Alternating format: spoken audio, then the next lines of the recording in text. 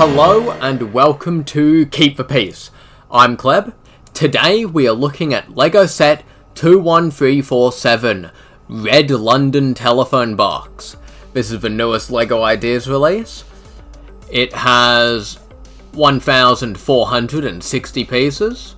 It goes for about $114.99 USD and about $199 AUD. This set was graciously provided by the LEGO Ambassador Network, and I'm really happy to receive it from them.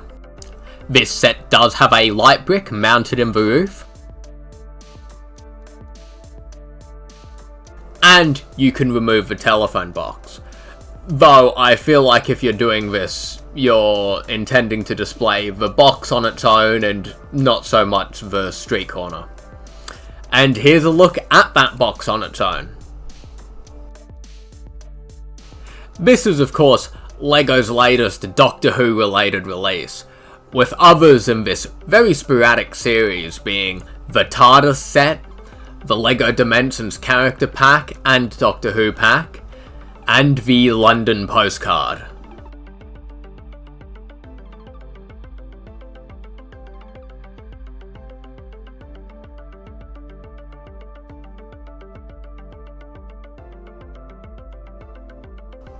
The lighting feature inside is really effective. It basks it in a really nice yellow light. Here's how you can remove the interior phone and posters. It's a really straightforward process. Now, herein lies a major criticism I have with the set. So, the box advertises 2 builds to go inside. And perhaps this was telegraphed, but I got quite a shock when I was going through the instructions and discovered that no, it's not 2 builds that you can swap between, it's 1 build that you get to pick. Now, I think in a set as expensive as this, and with as much of a parts count, that including the handful of additional pieces in order to make both would have been quite straightforward. And in fact, most of the pieces are there. I haven't sat down to give a proper count, but as far as I know, the only thing you're really missing is like a larger plate to serve as a backing. It has tiles for all of the posters, any of the unique parts. It's just missing those back plates and these kind of silver ledge pieces that the phone box is being supported on.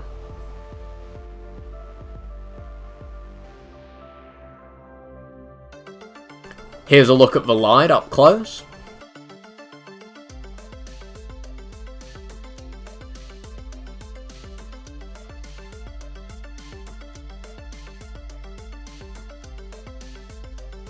Really nice look on the inside of a telephone box. It's very hard not to say police box. And there's a look at a poster. And for all of you Bionicle fans, you'll be quite impressed to see that the LEGO Ideas set that beat ours has a nice predominant reference right there with the typewriter. And here's a look at the lamp. I actually really liked the way it's got one of the Buraki eyepieces in it, but because of the curved nature of the transparent plastic, it bends, and so it looks more like an actual flame or a light bulb. Here's a look at the other stickers from the alternate build on the inside. They are all stickers with the exception of the coin. There was also an additional sticker that I forgot to include, but it's just kind of a 0 to 10, 0 to 9 keypad. Also worth noting that the bricks that say telephone and have the little crown icon on it are printed and are not stickers. It's only the decals like the posters and the phone book, etc. that are stickers. Now, we're getting into my kind of nitpicky, minor, weird complaints. The instructions didn't feel as prestigious as previous LEGO Ideas instructions I've owned. Like, the Tales of a Space Age has such a graphic look with the kind of renditions of the set, but not actual photos. And the Insect Collection is additionally plain, but has the really nice line work on the back. And it just felt a shame that this set doesn't include that. I also do need to complain about the condition that the box arrived in. And now, this isn't really a problem with LEGO, and more so probably the Australian Postal Service, but there was quite a notable amount of water damage on the outside of the box, and it seemed like it had been crushed. I'm not somebody too interested in keeping boxes, so I don't mind, but if a serious collector was getting their hands on this, it would have been really a big downer, and it did. That combined with the instructions, which also had a bit of water damage, it really kind of lessened the premium feeling of this as a LEGO Ideas set.